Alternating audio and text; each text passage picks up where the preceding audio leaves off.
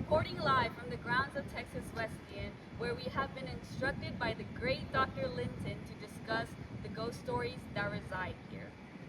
In this video, we're going to be having 3 different interviews. One from Dr. Joe Brown, one from Dr. Atkinson, and one from a fellow Wesleyan student. All right, we're at the scariest part of Wesleyan today, the parking lot. Oh, and there's the haunted theater. Okay. Who's got the questions? All right. Do you mind just telling us the story of the ghost in the theater? Don't you want a different story? Everyone's asked about the ghost in the theater. That's what? Georgia. Let's do that plus another. Tell us an interesting one. All right. The most famous ghost of Wesleyan, that if you were to Google Ghosts of Fort Worth, is her name is Georgia, and she's in what's now the music building. That was the theater. And then it became the concert hall. The theory, and I heard about Georgia when I came here in 1978. So, Georgia supposedly was a church parishioner, and that was the Methodist church that then moved from Poly-Methodist over to Poly-Methodist that's now that we own. And the theory was she didn't want to leave her church. And supposedly she was never a mean ghost, negative ghost. I heard all about Georgia. And I pulled a lot of all-nighters when theater had that space and never sensed her. But there is a seat on the ground floor that is green that supposedly is where her seat is. That is not true. When they remodeled that auditorium, the chair of music had that seat put there for tours. Her seat is up in the balcony on second row, up in the balcony was her seat.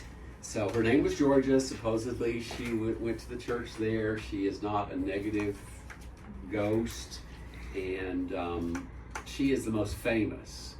But now when I do the ghost tour Wesleyan, she's the featured one.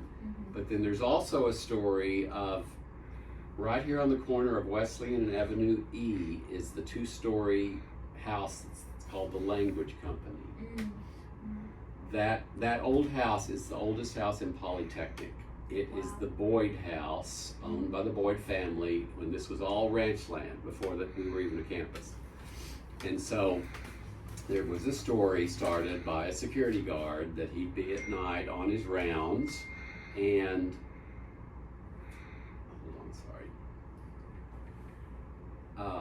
on his rounds, and he'd see in the north window of the second floor this small blonde girl looking out, and there'd be a light on. And they'd stop, and they'd unlock the front door, and they'd go upstairs, and there'd be no light.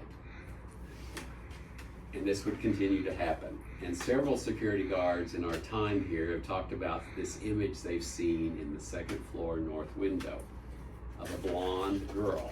Well, the Boyd family had a 10-year-old daughter. We can't find how she died, but they had a 10-year-old daughter but a couple of times we've had professional ghostbusters come up here with their Geiger counters and their measuring things. And one group came from Channel 5 News, and we walked around on a midnight to several, so they didn't get a lot of readings on Georgia in the auditorium. But when we went into the Boyd house, the Geiger counter started going really weird when we opened the door, and then when they went up the stairs, it kind of went really crazy. And they said they didn't like the feeling of the room, that they left. They didn't like the negative energy that was in it. So the little 10-year-old blonde girl is kind of the second ghost story, compared to Georgia being the most famous. Then one more third story is Dan Wagner Hall School of Education was the men's dorm and then when the war hit, World War II, and all the men went off to war, they shut the dorm down, and it was predominantly a women's college because the men were at war. And supposedly you could hear heavy steps on the stairway running back and forth, that the story was it was someone that died in World War II but was trying to come back to their dorm room when they were a student here before the war.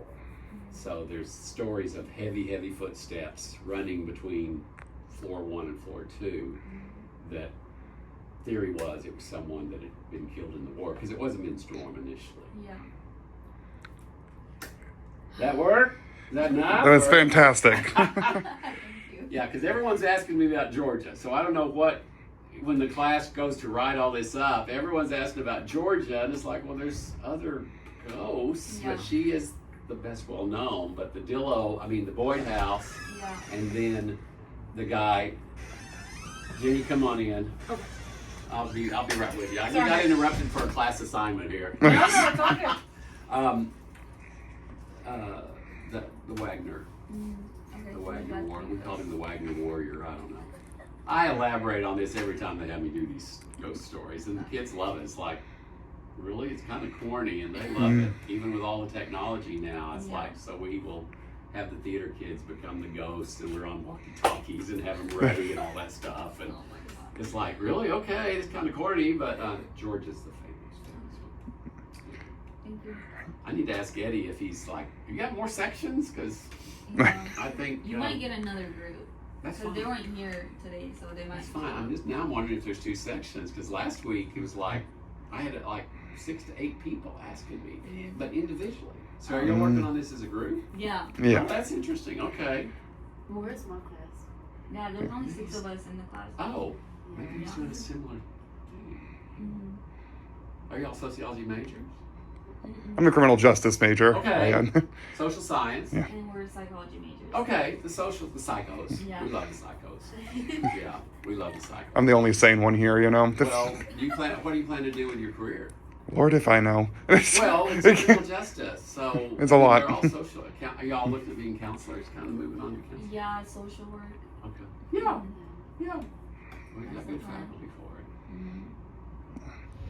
We're out and about looking for students to interview today inside of a parking lot. And we're at the Martin Center.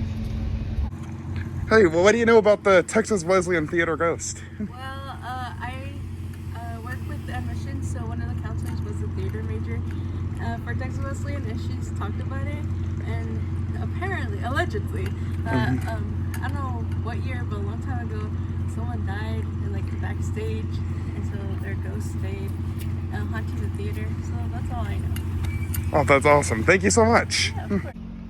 We're at another scary part of Wesleyan today, the parking lot. And there's the place where professors decide if we graduate or not. Go. What do you know about the ghost of Wesleyan, the one in the theater? The ghost of Wesleyan? I've heard rumors. I've heard rumors. I don't know all the specifics of it, but ever since I've been here, I got here in 2013, and there have been whispers that the theater building is haunted. Yeah, that apparently is true. So I guess Okay. I'll ask you a second question. Do you believe in ghosts? Yes, I do. I do believe in ghosts. I've never actually seen a ghost, but I've heard from people that I find to be reputable and believable that they've had firsthand experiences with ghosts. My brother, who started the story with, I make fun of people that believe in ghosts, right? And I was like, yeah. And he was like, well, I saw the ghost of our grandfather. They lived in my grandfather's old house. And he said he saw the ghost of my grandfather walk into the bedroom. And I believed him because he's not the kind of person that would make stuff up or, in fact, like he said, he makes fun of people that, believe in superstitious stuff. So yeah, I definitely 100% believe in ghosts, yeah. Right, and for the last question, Yeah. let's say Spider-Man saw a ghost. How do you think he'd react? How do you think he would react? He's seen ghosts in the comic books. In fact, in the movies, he was a ghost. He was put into his astral form by Doctor Strange. I think he would be totally okay with it. In fact, one of my comic book stories, he was given a gift of talking to the ghost of Uncle Ben for a few minutes. And so, yeah, I think he would definitely believe in ghosts. I wouldn't be scared of him at all. Thank you so much. Yeah, Well, of that course. was all our questions we had. Awesome. We're here at a nearby location of where we believe the ghost sightings have occurred. We're here to discuss on why ghost stories continue to live on despite the ghosts not living. Why do y'all think that is? I think ghost stories keep living on because it's a form of like storytelling, and this same storytelling passes down from generations to generation. It's a way to keep like the culture alive in like a certain like area. And back in the day when we didn't have as much technology as we do now, these were our forms of connecting with one another. And I think the human need to keep the past alive kind of brings them closer together, and that's why these stories have persevered through such a long time. And also, since the building is so old, people might be a little alarmed to come here.